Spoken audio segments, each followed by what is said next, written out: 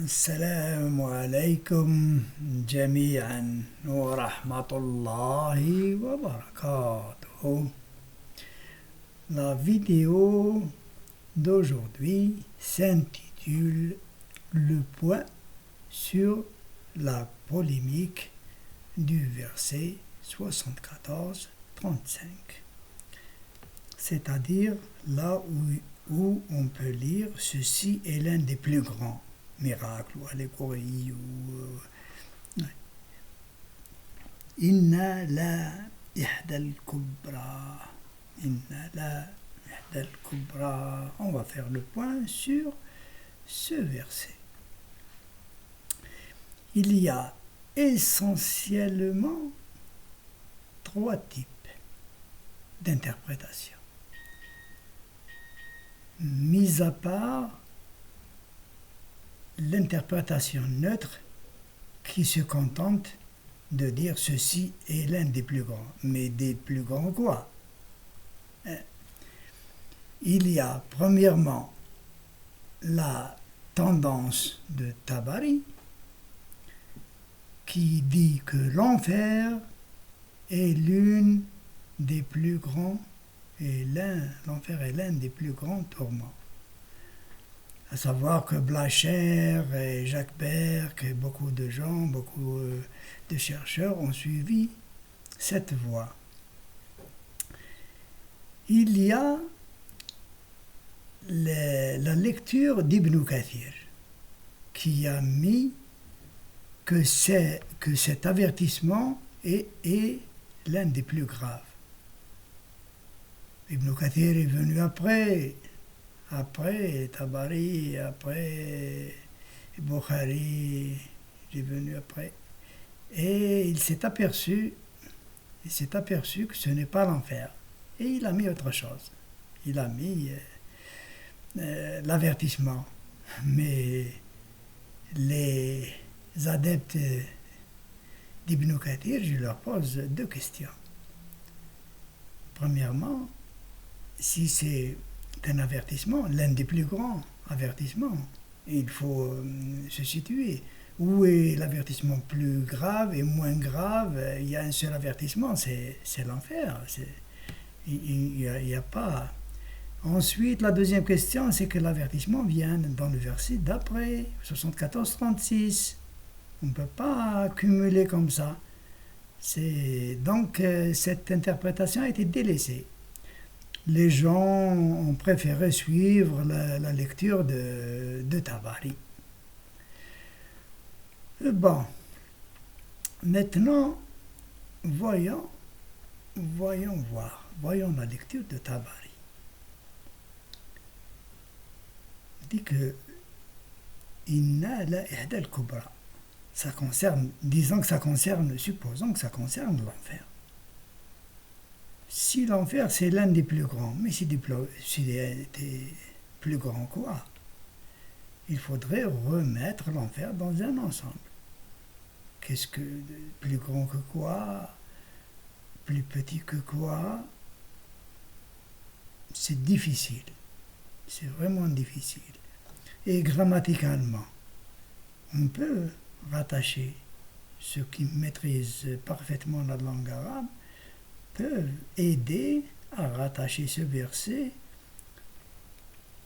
J'ai mis par exemple en bleu Nar. Ma ja'alna ashab an-nar. On peut le rattacher à An-nar. On peut le rattacher à Mathalan, allégorie. On peut le rattacher à Iddatuhum, le nombre 19. Donc il y a trois manières de rattacher ce verset, le sens de ce verset, soit à l'enfer, soit à Mathalan, l'allégorie, soit au nombre 19. Mais l'allégorie et le nombre 19, ça revient presque au même, parce que c'est relié. Donc ça revient à deux choses, soit à l'allégorie ou au miracle, soit à l'enfer. Deux manières.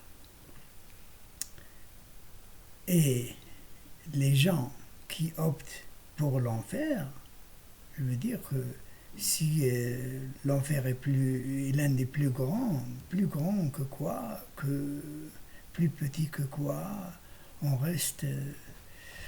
bon, rappelons que le chapitre 74 peut se découper en 3 paragraphes. Il y a le préambule, très long, de 29 versets. Il y a la péroraison, c'est-à-dire la conclusion, qui fait 19 versets. Il y a le thème central. Il y a le thème central qui n'est pas très lent, mais qui est très homogène. Voilà. Ici, j'ai développé uniquement le thème central.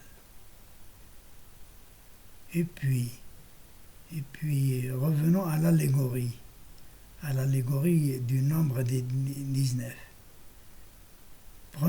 Je suis en train de lire le verset 74-31.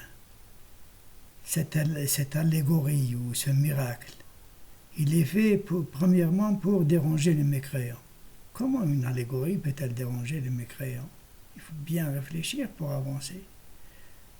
Comment le chiffre 19, dans sa symbolique, peut-il déranger les mécréants?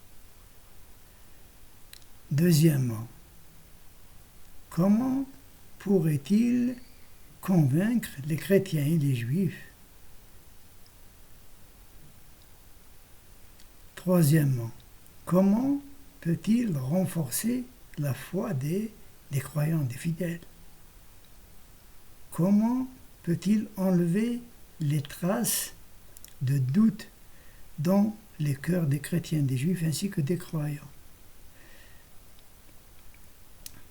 Je reviens au troisièmement. Les 19 N peuvent, le code des 19 N peuvent-ils renforcer la conviction ou la foi? Je reviens au numéro 4. Comment peuvent-ils enlever les traces de doute? Comment peuvent-ils enlever les doutes? C'est avec toutes ces questions-là qu'on peut avancer. Inch'Allah, nous reviendrons sur ce sujet. Wassalamu alaykum jami'an wa rahmatullahi wa barakatuh.